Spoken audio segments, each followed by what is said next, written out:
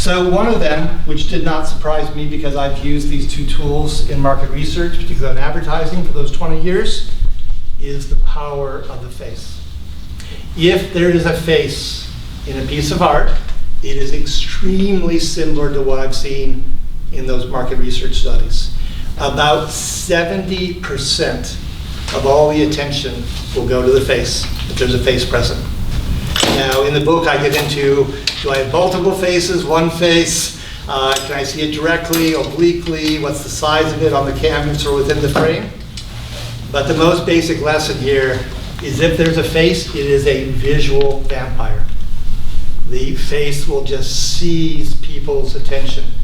I mean, think of People magazine. Will they ever go broke as long as they show celebrities and we can't help ourselves? We go, oh, I wonder how so-and-so's feeling as they go through their divorce or whatever, moment the paparazzi unfortunately caught them in.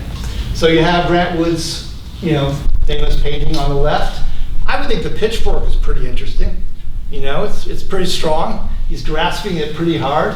You of course got the Gothic window behind. That's what made Grant Wood actually stop in the small town of Eldon, Iowa, and decide to do the painting. Neither one of those has a chance versus the faces here. Take Thomas Gainsborough. Gainsborough hated doing portraiture. He wanted to be a landscape painter, but he was just starting his career when he did one of his most famous artworks. He needed the money. This was a wealthy couple, unlike himself, living in a small village. He took the commission, but he shoved them over to the far left side and worked in as much landscape as he possibly could. But did the landscape win? No. The faces won. There is only, I think, one or two artworks in the entire study where the face didn't, take it over. Very, very little. So again, just as with the 15 seconds or with Tracy Emin's My Bed, this is not an aberration. This is straight down the middle, and I can tell you 2 decades would absolutely verify this is what happens. I tell my corporate clients, if you want to get messaging across, you better put it in proximity to the face, or face is shown, because if you put the brand information down way away from the face wins, you lose, you've wasted your money, nothing's happening, you can go home. Timing, we can get a bit more precise about this. So with eye tracking, you can also, of course, break it into what are called areas of interest, and you can see where do they go and how quickly do they get there. When do they get to what's called their first fixation? So yes, you got the face, then they jump to the sun in this case, then they go over to the clothing, but you can see the face is what they get to a whole lot faster than the rest of it. The Hollywood version of this, of course, is Sunset Boulevard, where she says, I'm ready for my close-up, Mr. DeVille. It's the same game played over again. So I went through in the study, and you can see faces and heads.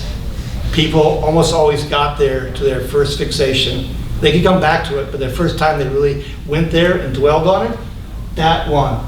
People, animals, okay. Objects, bodies, clothing, not so much. Nature.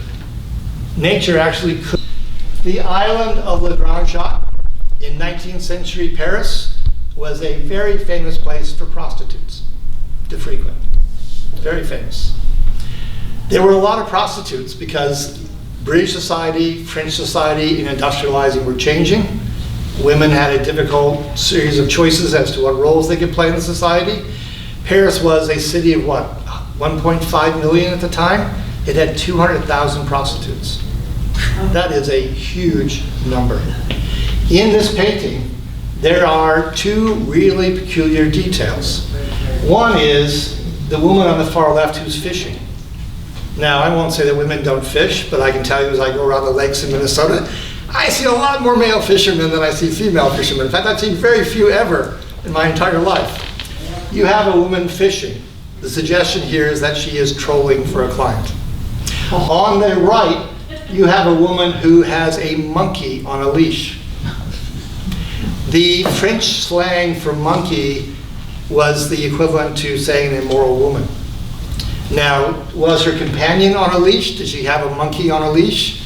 Was it possibly being derisive of the male client or her husband or boyfriend who's ever with her? Possibly. But it does tilt the possibility more toward that person being a client. than a significant personal relationship. So what seems like a really tranquil scene, lovingly, beautifully created, might have a whole lot more going on in it. And these really telltale details, the woman who's fishing, practically nobody noticed it. The monkey, well, that's pretty peculiar, and it's down front and center in the canvas, and that did a little bit better. But no, actually the faces, one yet again, over and over and over. I did look at themes. It was so difficult to pick out which artworks to put in my study. I love, Matisse, for instance. Matisse didn't make it in. I love Modigliani. That didn't make it into the study. I mean, I could go on and on with all these things I wanted to put in, but you have to make choices. Eventually, I found something called the Annenberg series, where they teach people about art based on themes. So they kind of pushed the artwork into themes, and I basically stole most of their themes. I added one more. I passed on a few that didn't intrigue me as much.